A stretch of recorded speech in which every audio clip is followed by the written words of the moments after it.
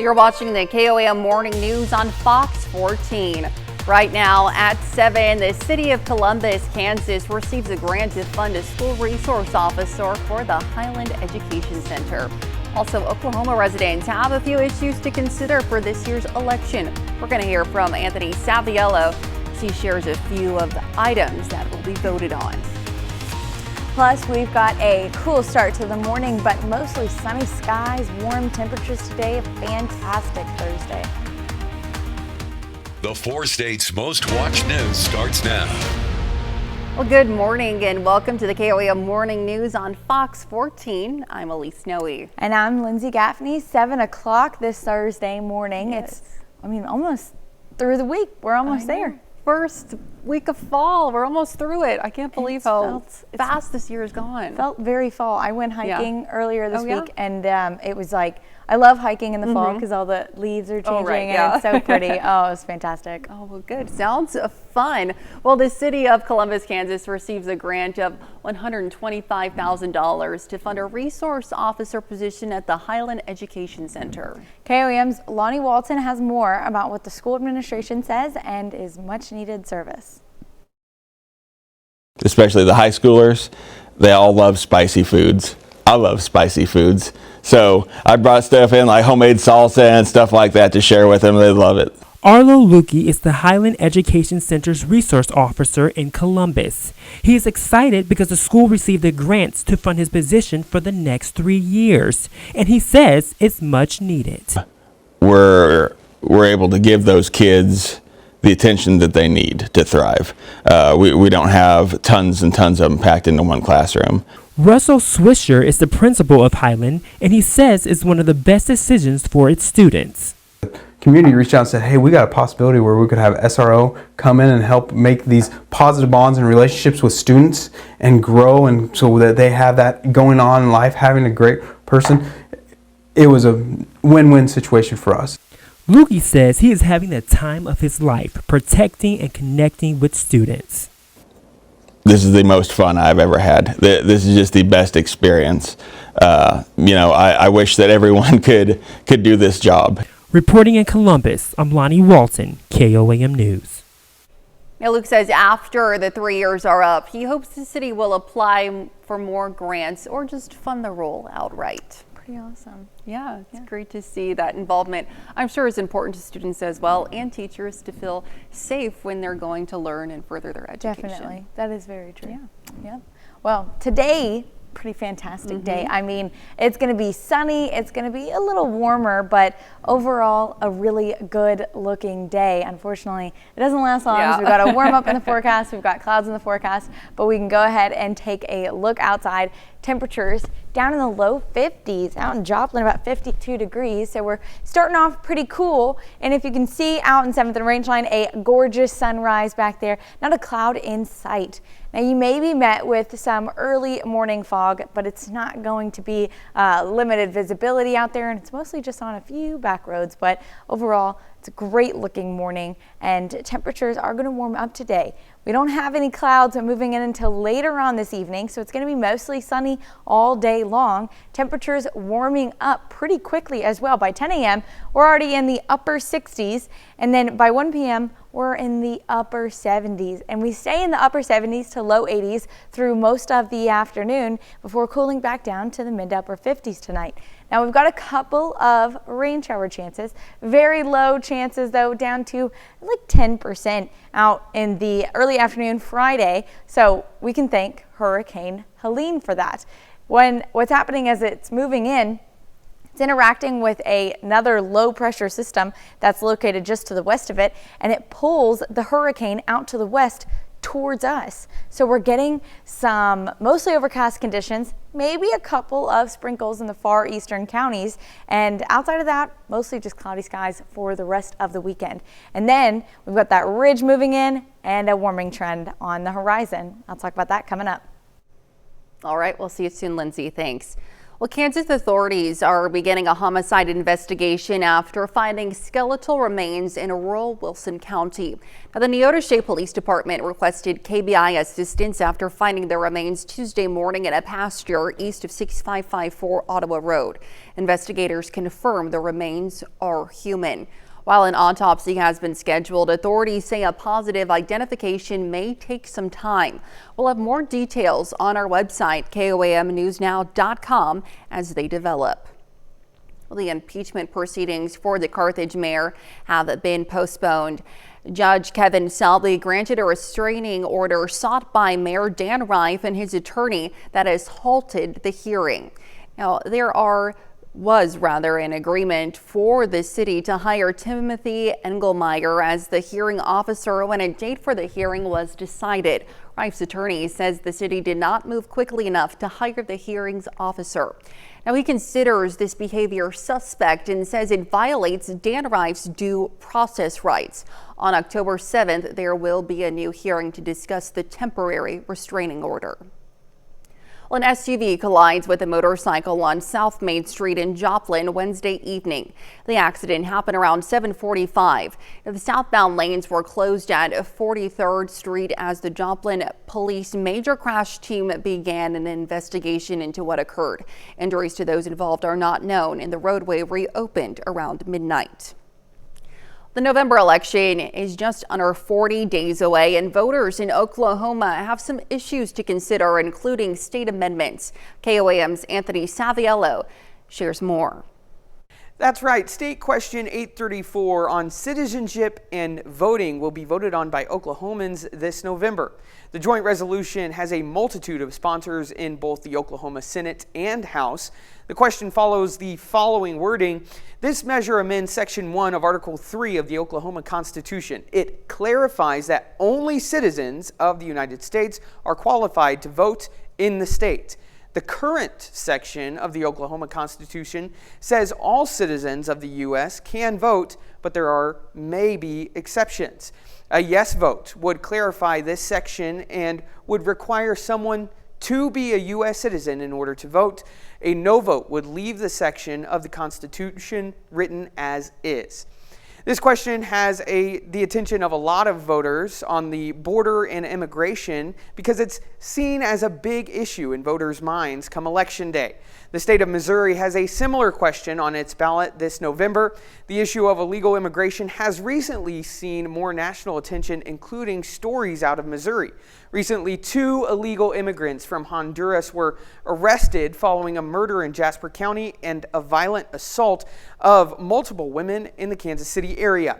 You can read more about the state question in Missouri and Oklahoma at KOAMnewsnow.com/elections or scan this QR code.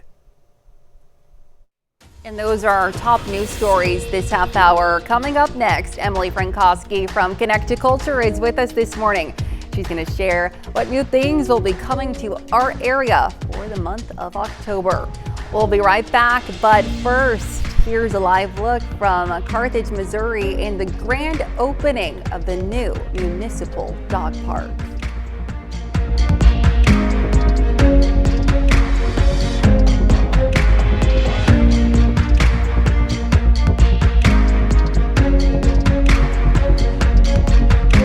Back. Emily Frankowski from Connect to Culture is with us this morning to share about some events that are happening in the month of October. Good morning to you, Emily. Happy to have you as always. So October, just in a few days, is coming up, and it's National Arts and Humanities Month. So talk to me about what that is for those who might not know. So yes, I've got my sweater on. Yes. I'm ready for fall. Oh yeah. And October is a great time to get involved in arts and culture because it's National Arts and Humanities Month. So it's kind of just that reminder every year that the arts matter, and maybe you're like me, I've already started my relationship with the arts. I'm all in, I'm passionate, and I'm always going to all these events. But there are some people who haven't started that relationship. So it's kind of just a reminder to people that, hey, the arts and cultural community is out there, and there's so much to do. And Connect to Culture can help you figure out what kind of things are happening in the Joplin area so that you can start that hopefully lifelong relationship with the arts. And so it's just kind of an intentional celebration all throughout the United States to get involved with arts. Fantastic, because there's something for everyone, for exactly. sure. So talk to me about one of the first events that are happening in the month of October. It's called Time for Three. Yes, this is actually a performance that Connected Culture had planned for the previous season, but due to illness, we weren't able to have the performance, but we were able to reschedule it. And this is a group that calls themselves a classically trained garage band. Oh, wow. And so they play, they play classical music as well as popular music with string instruments. And we've got some student collaboration. So one of the songs, you'll see area students playing with those professional artists. That's October 5th. And then the next up, we've got young concert artist Shea Young Park.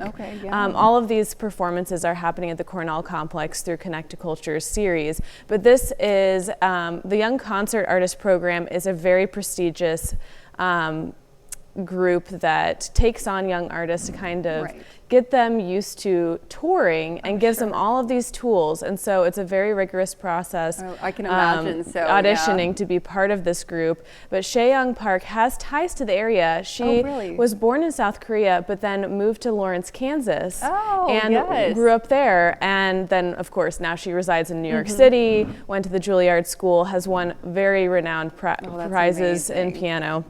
And so we're excited to have her on our stage and playing our 1949 refurbished Steinway concert grand. So that is going to be a fantastic performance for piano lovers out there. And then another opportunity for area artists is Artist Ink Express. It's a program that Connected Culture and Spiva Center for the Arts are hosting with Mid-America Arts Alliance.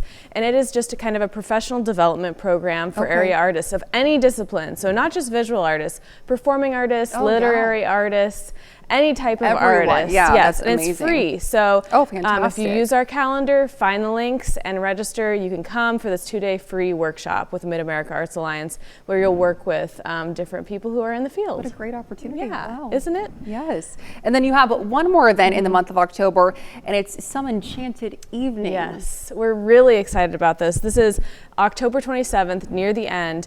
It is with Benny Benak III, Catherine Cole, and Jabu Graybeal. All of them have kind of ties to postmodern jukebox, who did come through the area, went to the Bicknell a few years ago. But they are taking us on a jazz-inspired journey through Broadway's greatest hits. So you'll hear some favorites from long ago, as well as some new ones. But these three musicians are just so talented. There's tap dancing, there's crooner singing.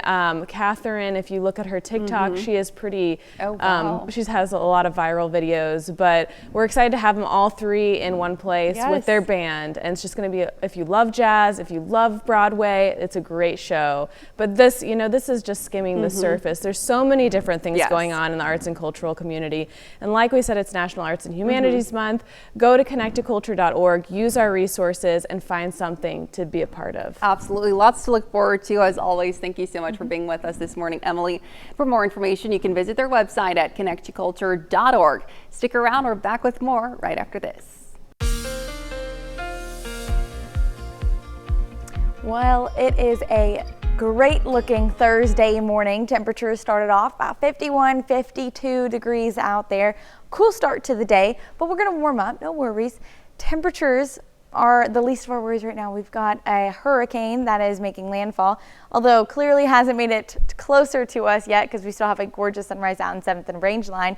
And we're going to be mostly clear today, not a cloud in sight until later on this evening and into the overnight hours. And we're dealing with mostly cloudy skies for the rest of the weekend. Now, temperatures are highs today, 79 out in Joplin, maybe 80, 78 in Fort Scott, 79 in Chanute, 83 in Newata, 82 in Welsh, Veneta, and Jay. A little bit cooler out in the eastern counties, and then we're cooling down again tonight, dropping down to about 77 by 6 p.m. and then down to low 60s by midnight, with our overnight lows in the mid to upper 50s. And again, we're going to be mostly clear until later on this evening and into tomorrow, as we see Helene make approach and moving into our area. Currently, she's a Category 2 hurricane. By the time she makes it to landfall, turns quickly into a Category 3. So she's strengthening very quickly. Winds over 115, 120 miles per hour, and a storm surge 10 to 15 feet. So a very damaging storm. As it's moving in, there is a low pressure that's already positioned out in Arkansas, Mississippi, and western Tennessee, and it actually pulls the hurricane closer to it. So instead of seeing what we normally see, the hurricane make a northeasterly path, we have what we call the Fujiwara effect, and it pulls that hurricane out to the west following that already positioned low, which is about right here in Mississippi and Alabama. So that's why we're getting the overcast conditions and maybe the slight chance of sprinkles Friday afternoon. So it's 3 p.m. on Friday. We've got those showers kind of pushing very close to our area, just right up against the borders. Maybe Springfield getting some rain, but we may be mostly dry. We are dealing with the overcast through the weekend though, which is going to keep us cool tomorrow. And then the low is overtaken and the hurricane starts to push back off to the northeast. And then clouds clear out by Sunday morning. But tomorrow, temperatures are going to be pretty cool. So today, like I said, we got up to the lower 80s. Tomorrow, mid 70s, mid to upper 70s. And it's going to be very windy as well. Winds gusting up to 40 miles per hour just ahead of that hurricane as it moves closer to our area. Now, over the next week or so, we really don't have much going on. The clouds this weekend, a warm up through Monday, but overall, Tuesday's a little bit nicer. Overall, we're going to be just about average, upper 70s all the way to mid 80s through the rest of the week, and sunny skies all week long. So this would be the perfect week to plan any outdoor activities, because even though we do have some wind shift lines, that would be Monday night into Tuesday and then again Thursday night into Friday. Even though we have some wind shift lines bringing cooler air, we're not expecting any rain, at least not for the next week and a half, but we do have rain chances coming up in the following week, although we're a little bit too far out to talk about that. But that's a look at your forecast, and we'll be right back. Welcome back to the KOAM Morning News. The 6th annual Autumn Fest of the Ozarks is all ready for you to come and visit this weekend. And we have with us Amanda Flint to talk about all of the fun and festivities when you visit the Newton County Fairgrounds. Well, good morning to you. Thank you so much for being with us this morning. Talk to me, for those who might not know, about what the Autumn Fest of the Ozarks is. Well, Autumn Fest of the Ozarks is an annual fundraiser that we have for Neosho Christian School. So it raises money. Tuition alone doesn't cover the cost of our school, so the money will just go back to our general fund to keep our school going. When you come up to the gates, it's a $10 donation to park. And then throughout the day, starting at 10 o'clock, we have a pet parade, and you can pet costume parade. So you can dress your pet up. That costs $5. We're going to let the people there that day vote. And then we have a great pet package that's going to be given to the winners. At 2 o'clock that day, we have a homemade good auction. So we have like over 20 desserts that area people have made for our auction. So that'll be live. But then all throughout the day, we have a silent auction. And so this is one of our auction items that we have. My aunt made this, but we have some other quilts. We've got cool gift baskets that our students have brought items to put together, different themed baskets. We also have free games for the kids. We have bounce houses. My son's going to be driving his tractor. We have a big hay ride. Oh, how fun. And then we also have a car and tractor show that day. And that's free. It's just exhibition only. The first 20 people that register will get a free lunch that day. We also have 3 different food trucks that'll be there for the day. And so lots of fun things to do for the family. Absolutely. To celebrate the fall season. How fun. So this starts at 8 a.m. How long does it go? It starts at 9 o'clock. 9 o'clock. And it goes until 5. Okay. Our silent auction will end at 4:30. But you can come and go throughout the day. Oh, fantastic. And then you said it's $10 to park, and then is that just your entry? Yes, that's just like your entry fee. Wonderful. And then where will this be held? It'll be held at the Newton County Fairgrounds in Neosho. Fantastic, fantastic. And so this is the 6th year. Talk to me about how you've seen it grown over the past 6 years. Yeah, every year it gets bigger and bigger. We add more and more activities. Like I said earlier, the pet parade, that's going to be something new that we add this year. But it's just a fun family event. Like the weather's changing outside. I think we're all looking for fun things to do with our family. But then you're supporting a great cause as well. Absolutely. Well, thank you so much for being with us this morning, Amanda. And for more information, you can check out their website at autumnfest.us. Stick around. We're back with more right after this. The 4 states' most watched news starts now. Welcome back to the KOAM Morning News on Fox 14. It's currently 7:29. I'm Elise Snowy. A Pineville primary school cut the ribbon on some new buildings yesterday. The event celebrated the opening of a state-of-the-art storm shelter and multi-purpose room, as well as offices for the district student services division. Now, the new offices will house staff who serve the district's special education students. Prior to the shelter's construction, the school lacked any formal protection from storms. Before, we had to crawl into bathrooms to sticky floors, and it wasn't the safest environment for children when we do have storms, and storms are very prevalent in our area. And so for us to be able to come in a safe, tight facility that we absolutely know is going to be essential for our littlest learners, that gives us a peace of mind. The storm shelter was part of the $21.5 million bond issue passed by voters in 2022. The shelter is one of 6 new facilities being completed across the district in the coming year.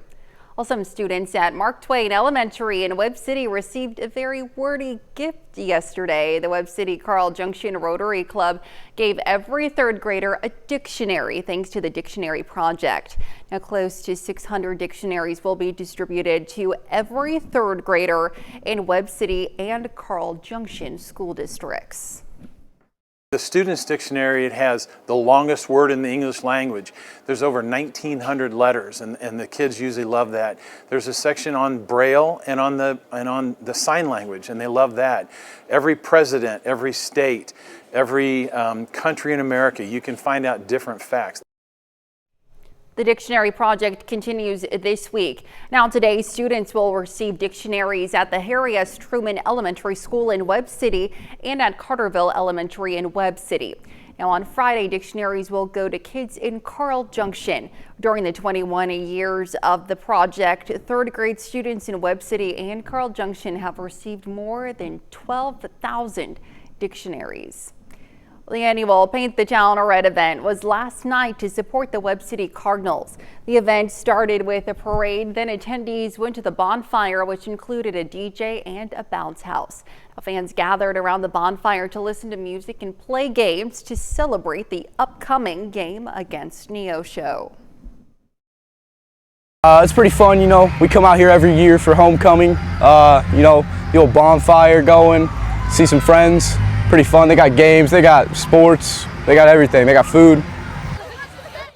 The game against Neosho will take place this Friday night at 7 p.m.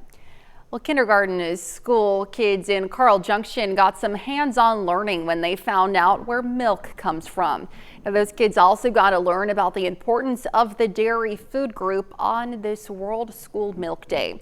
A gal named Tasha helped teach the kids how the milk they drink ends up on their breakfast table. How the cow gets milk twice a day and how that milk goes into a bulk tank. The bulk tank goes to a truck. The truck goes to the processor to the grocery. And once they understand that process, then they might get a chance to pet a cow. And if they're brave enough, they can even try to milk her. Now, the first World School Milk Day was held back in 2000. More than 40 countries around the world celebrate the occasion. Now let's. Well, temperatures are pretty cool this morning, down to about 51, 52 out there. We've got clear skies though, sunny skies. You can see out in 7th and Rangeline, a gorgeous sunrise right behind me. Now, maybe met with a little bit of fog in the morning, but it clears out pretty quickly, and it's going to be mostly on some back roads, not the well-traveled areas. But other than that, when we're looking clear, not a cloud in sight. That's going to be for most of the day today. We do have clouds rolling in later on this evening as Hurricane Helene approaches our area. But to start your morning, temperatures are going to be in the upper 60s by 10 a.m. So we're warming up rather quickly, and then getting up to upper 70s by 1 p.m. with our high in the upper 70s to low 80s across the region. Now, I talked about Hurricane Helene approaching our area, and it might bring a couple of isolated showers early Friday afternoon. We've got the low chance, less than 10% chance, that it's going to happen, mostly just a couple of sprinkles if we do get any rain, but we are definitely getting the clouds. So Hurricane Helene makes landfall later on this evening as a Category 3, maybe low-end Category 4, with winds over 120 miles per hour and a storm surge 10 to 15 feet. Now, a rare phenomenon brings Helene closer to our area, bringing us cloudy skies all weekend long and those very slight rain chances. But I'll talk about that coming up. All right, thanks, Lindsay. And that's a look at our top news stories coming up this half hour on the KOAM Morning News.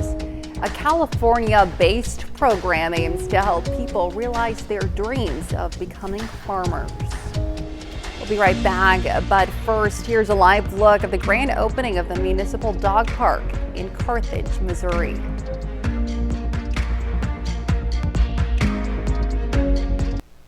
In Consumer Watch this morning, consumers deferring holiday payments could hit a record high this year. Adobe Analytics reports shoppers are expected to spend $18.5 billion through buy now, pay later services this holiday season. Now, the company says the forecast is an 11.4% increase from a year ago. Business experts warn consumers against using credit cards to pay for buy now, pay later purchases, which both accrue separate interest fees. Well, OpenAI, makers of ChatGPT, says it will become a for-profit company after running a nonprofit organization since 2015. A Wall Street Journal report says the company will aim to operate in a sustainable manner while also promoting social good. Now, the announcement also follows the resignation of OpenAI's chief technological officer, Mira Murati. Despite becoming a for-profit organization, OpenAI could still run a nonprofit sector that pursues charitable goals for the entire company. And a federal judge calls for more regulations on fluoride in drinking water. The judge says EPA needs to further regulate the chemicals in drinking water because high levels could hurt children's intellectual development. Now, the judge also says more research shows fluoride could lead to lower IQ among children. The Centers for Disease Control and Prevention reports about 2/3 of Americans drink fluoridated water. There are no talks scheduled despite a potential East Coast and Gulf port strike just days away. Fox Business correspondent Lydia Hu is in Bayonne, New Jersey with the latest. We are less than a week away from a possible strike that could effectively shut down container ports stretching from Maine all the way through Texas. Roughly 45,000 members of the International Longshoremen's Association could walk off the job on Tuesday. The impact could wreak havoc on the economy, disrupting roughly $2.1 billion a day in goods traded in containers. Major shipping lines are preparing, like Maersk and Hapag-Lloyd. They will impose surcharges if a strike happens, as much as $1,000 to $3,500 per container being shipped to the East Coast or the Gulf Coast. Those shipping lines are trying to offset increased costs that would be caused by a strike. We are here at the Port of New York and New Jersey, the largest port on the East Coast. Management here told customers late Monday they must pick up cargo before the close of business this coming Monday, warning customers they won't be able to get cargo if a strike happens. And cargo for export will no longer be accepted unless it's loaded onto a ship by Monday. Railroads are reacting. Railroad company CSX will stop accepting refrigerated containers for export on the East Coast after today. Those containers are often used for perishable food. The concern, those containers will get stuck at the port if they aren't loaded by Monday if a strike happens. The Department of Labor has been in touch with the group that is representing the employers, and the employers say they want to get back to the negotiating table and continue their bargaining. But those talks remain at an impasse. The union says the wage package offered by the employers is, quote, insulting. The union says they are preparing for one of the toughest battles they've seen in decades. Reporting from Bayonne, New Jersey, Lydia Hu, Fox Business. And those are our top consumer stories. We'll be right back. Well, this morning we're starting off pretty cool and clear skies. Downtown Pittsburgh looking good. Traffic is picking up as we're getting into the 8 o'clock hour this morning, so everyone's getting ready to go to work, go to school. Looking like a fantastic day so far. Not a cloud in sight. We don't have any rain in the forecast. Mostly clouds roll in later on this evening, but other than that, temperatures getting into the upper 70s, low 80s, and we've got a northeast breeze. So today is going to be our last day that's looking just fantastic as we see some clouds roll in. So you can see out in Joplin, 79, Nowata, 83, 79 in the Yates Center, and 78 Monette, Carthage, and Stockton. So not a bad looking day, sunny skies as well, and even through the evening looking good. By 6 p.m. we're in the upper 70s, and then by midnight we're in the low 60s, and our overnight low in the upper 50s to mid 50s. Now, we do have clouds rolling in later on this evening and into tomorrow as well. We're going to have mostly cloudy skies tomorrow, and we can thank Hurricane Helene. As of right now, it is a Category 2 hurricane, but by the time it makes landfall later on this evening, it's quickly strengthening to a Category 3, maybe low-end Category 4 hurricane.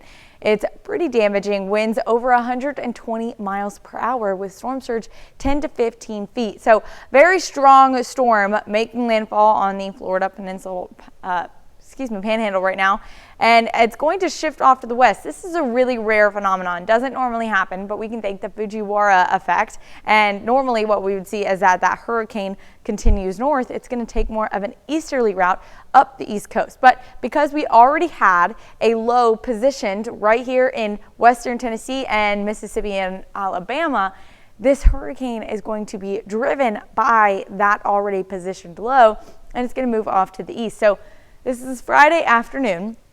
Start to see a few showers pushing into maybe our far eastern borders, but clouds covering all the way out through Wichita. So mostly cloudy skies starting early Friday morning, all day Friday, and even through Saturday as well. And then eventually the already positioned low will overtake the low of the tropical storm and then continue to shift off to the east again. Now you can see this is Saturday evening. We're still dealing with the mostly cloudy skies. That's not going away anytime soon, but clearing out by Sunday. Now outside of that, we're also dealing with some pretty strong winds tomorrow. That's going to be winds gusting up to 40 miles per hour, especially out in the eastern counties. Temperatures are going to remain cool. Today we're getting to the upper 70s, low 80s, but tomorrow, because of those overcast skies, we're dealing with temperatures in the mid 70s.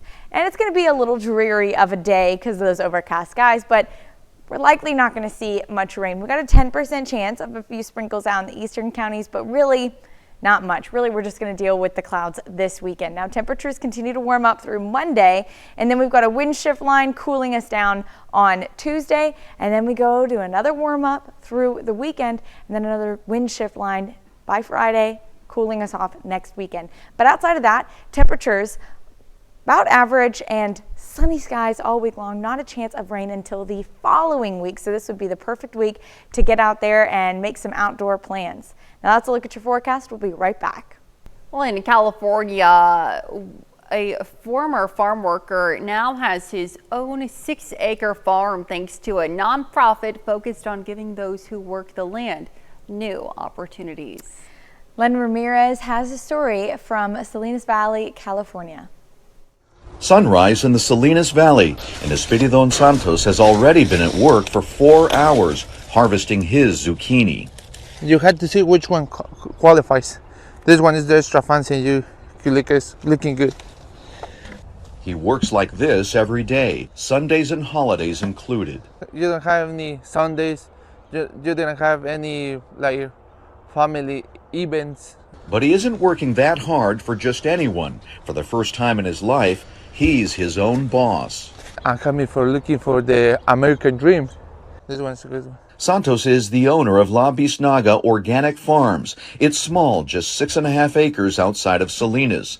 But its neat rows of zucchini, broccolini, celery, and green beans are well tended, productive, and bursting with color.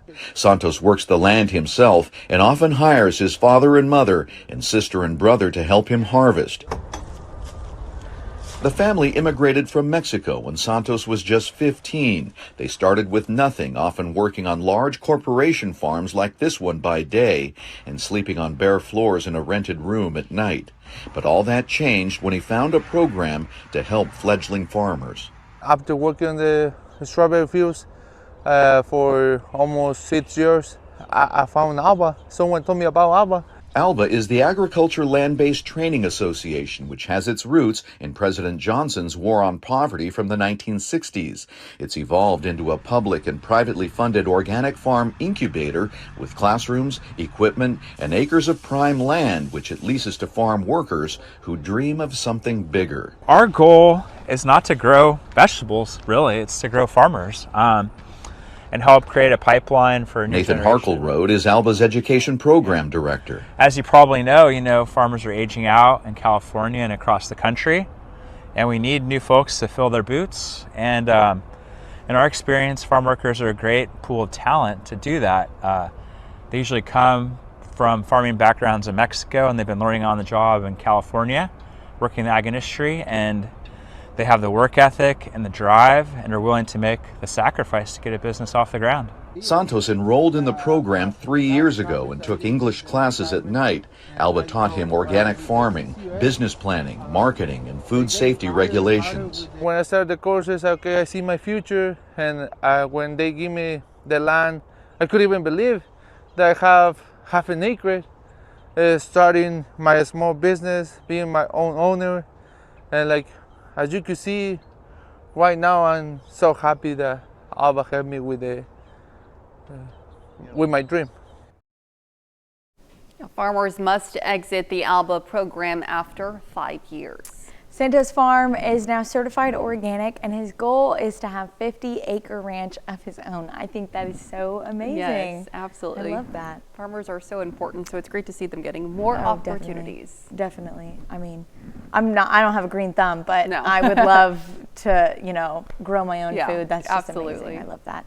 Well, weather is looking pretty fantastic today, at least through today. Now temperatures do warm up, and then through the weekend we're going to have cloudy skies pushing in because of Hurricane Helene. But taking a look downtown Pittsburgh, it looks great. Sunny day, warm day, looking good for this Thursday.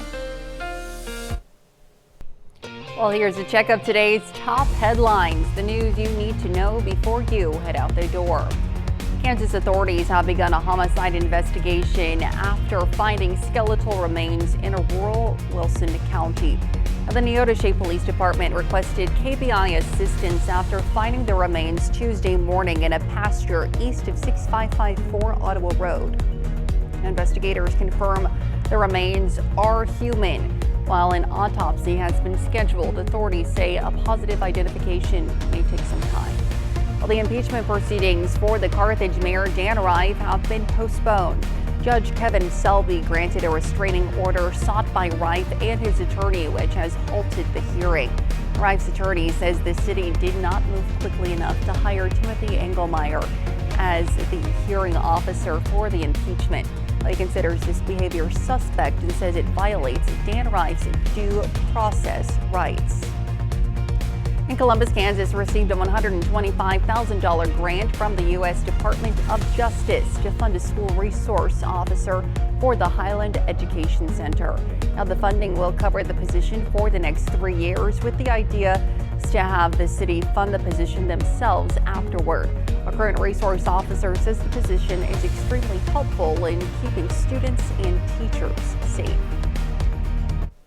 Now taking a look, we've got temperatures in the low 80s today, but sunny skies.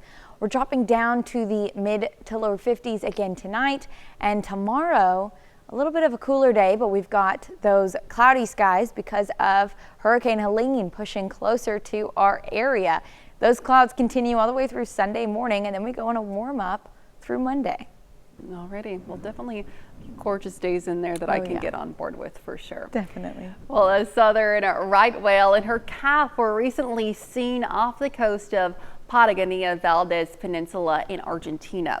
Now, filmed by nature photographer Timothy Dalin, this footage shows the pair's fins near the Playa Doradillo, with drone shots offering a breathtaking view of the mother and calf swimming together. According to the Argentine government, the peninsula is one of the world's few nature sanctuaries where southern right whales gather annually to mate, give birth, and nurse. It's incredible. Could you imagine seeing that up close and in person? I would love to. Take my breath away. I'll put it on my bucket list. Yes. It's pretty awesome. I mean, just anything in nature. I mean, I love being outdoors. I love animals, so that's just so fantastic. Absolutely. Well, thanks so much for letting us put the good in your morning. We'll be back with more news and weather at noon. Have a great rest of your morning.